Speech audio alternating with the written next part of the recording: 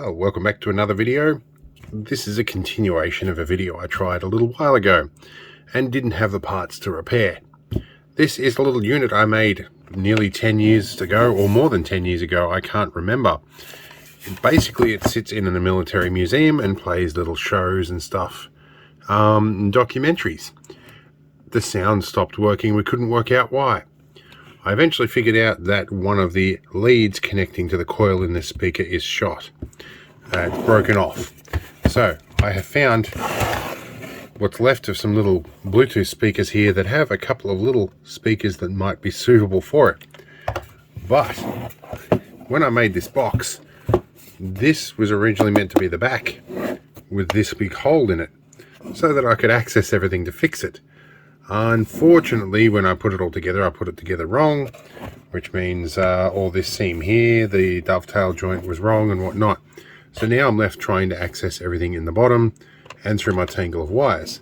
This speaker is way up in here, so I'm not sure if I'm going to be able to get this off, and I'm pretty sure I used a copious amount of wood glue to stick it in there, largely because that stopped it vibrating.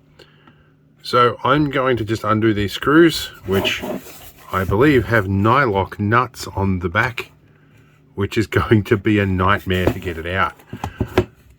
Not sure how we're going to do this. I'm going to sit down and have a think and see what we can do. Now, it's Aussie summer here, so don't mind the air conditioner in the background. Some time ago I ripped all the Bluetooth module out of this and co-opted these speakers for other purposes. But I'm going to try and extract at least one of these guys out of here for use with this little unit. Alright, so I decided on a direct approach. I decided that once I'd removed the speaker out of this, the assembly didn't matter that much. We want to check if this is about the right size. I would wager it is. Almost exactly the right size. So if we can get this other one out, it'll be good. I may look at the direct approach for this one too. We'll see if I've got the right tools. Alright, so it must be the night for brute forcing stuff. I'm going to give this a little test probe here and just see if we can pry it out this way a little bit. I really don't have much chance with the nylocks being in there, and I can barely see what's in here. Let's try a light source in here. Can I remove some of this?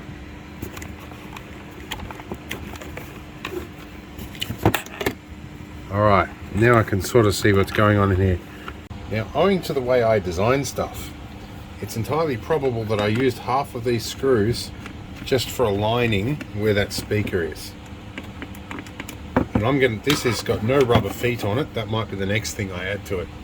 But we need to peg it down so that it stops sliding all over the desk when we work on it.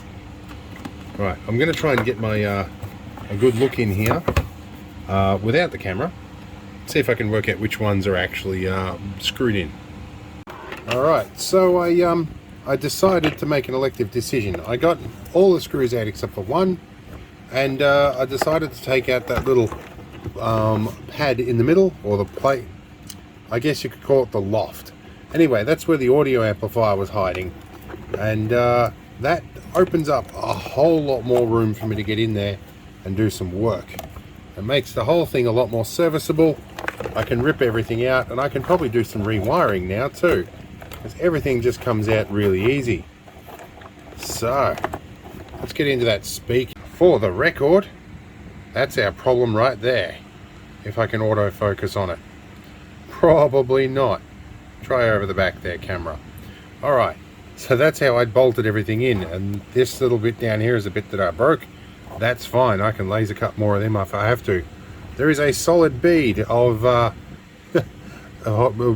wood glue, I guess, around all of that. So we're going to try and get that out. Alright, this thing's definitely going to need some rewiring, but here we go, we have our speaker out. Now, I'm not sure if it's been hot in here, it was just the initial laser settings. Also, when it's come out, some of the ply in here is delaminated, so I'll have to glue that little bit back down, or I'll just forego that little piece.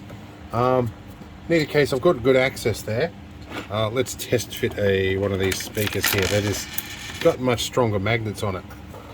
One of these should drop it straight in here. and how I'm going to mount that is going to be interesting. Alright, we've got a soldering iron nice and hot. I actually reckon that maybe this speaker might have been a little bit hot. I don't think it's all laser burn marks that's on it. So just wet contacts with a bit of fresh solder. Drop them off. Knock this guy off. And this one off. A little bit of fresh. That one probably needs just a bit more tinning. Now, I used our trace wire as positive. That. Okay. And like so. A lot of heat in those terminals. Alright. Let's see if we can get this doing a test setup. Alright, my desk real estate's a little limited right now. Now we have our test panel up here. I'm about to add 12 volts to things. We've got a red light on the Raspberry Pi. Okay, our amplifiers, we've untangled some of these leads. Got the memory stick in, there's all the lights looking right. We should at some point fairly soon see Raspberry Pi boot up screen. Alright, and we should see Xbox Media Center at some point. Should be doing alright. And we should go and load stuff. This is our volume control. Alright, here's our Media Center loading up. Should auto play in a moment. Let's see if we have sound. Opening stream, that's good. These weren't the fastest, these things. One or more items failed to play. Alright, let me see what I can do. One option I did give myself in this was a spare port to plug in a keyboard. So let's unlock. Okay, spare keyboard not working. Let's try extra USB port up here. I think it may have frozen. Let's unplug here.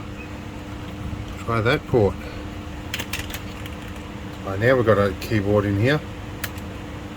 Okay, we've got something happening here. Let's plug these guys into the top port. Okay. Let's go. We'll check out a few things in here first. Alright, there was a really important thing I forgot to do, is plug in the power to the powered hub that comes off this. Because these guys didn't have enough USB power to power a memory stick off the port. This was the 2011 Raspberry Pi. In any case, now I've done that, it will allow me to load some videos. So let's see if it will load something. That'd be why I couldn't find the playlist, because the memory stick wasn't mounted. So here we go. And we've got no audio. There was a really simple answer. There's an on-off switch on the amplifier that I forgot to turn on. Oh, that just died in the rear end. Alright, we've got it working, but it's a bit overdriven. Alright, I may have discovered some of my problem here.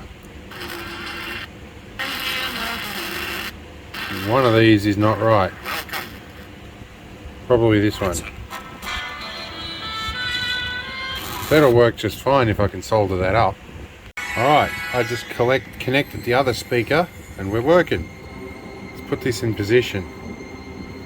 I might turn our volume up just a little bit more here and push it against the box. I think that's going to work alright. And a bit more low end than before. Okay, I've been at work for a little while and I've rearranged everything inside. Our Pi is now attached to the side here. Our hub is right here where I can get to it easily. Our keyboard controller, which connects to all the front buttons, is there. Amplifier is easy to get to, as is the on-off switch. You can reach in the back now and turn it on and off. That's very nice. The speaker is held in with blue tack. That's spelled B-L-U-T-A-C. You can go and Google that if you're not sure what it is. I find a lot of Americans don't know what that stuff is.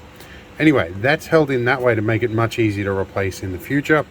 and it should give a nice good acoustic seal without rattling.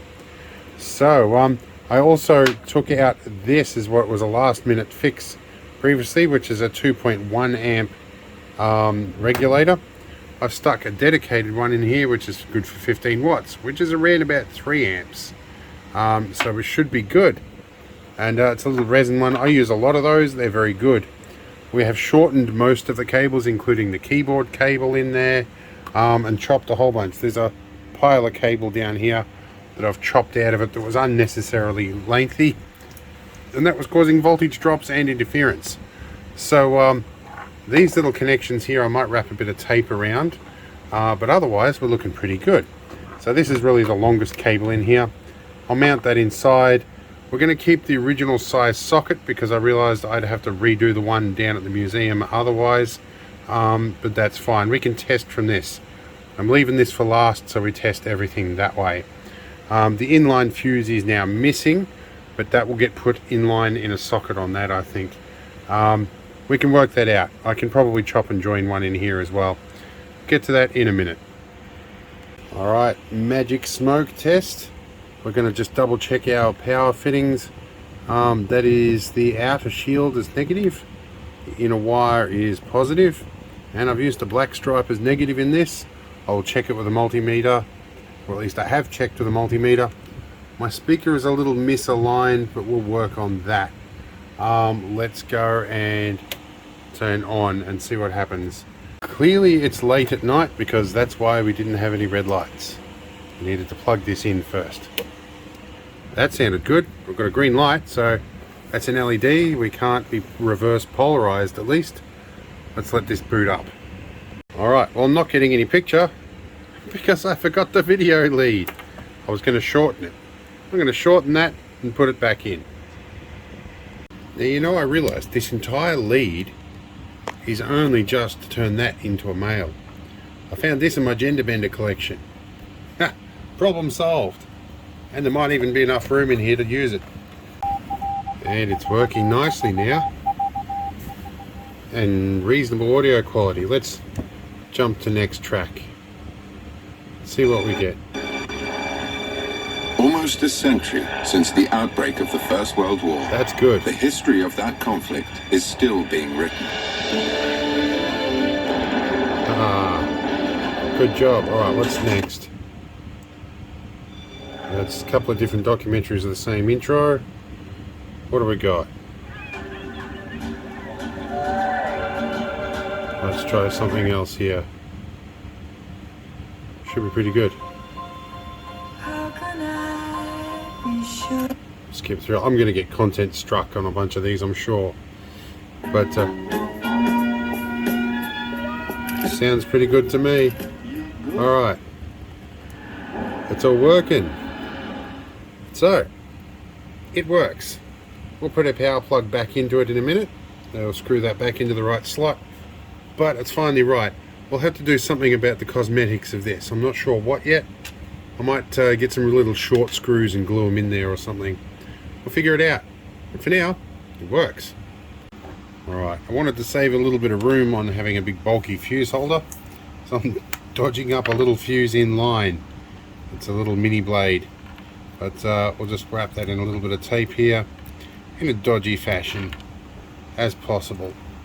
And we're going to stuff that in there and put the socket back in. Alright, I scrounged through my collection of stuff. I have some LSRFs, some little sticky rubber feet. And it's booting up at the moment. I'm going to stick some of these on. Hopefully the adhesive will work well enough for these. They're not very adhesive.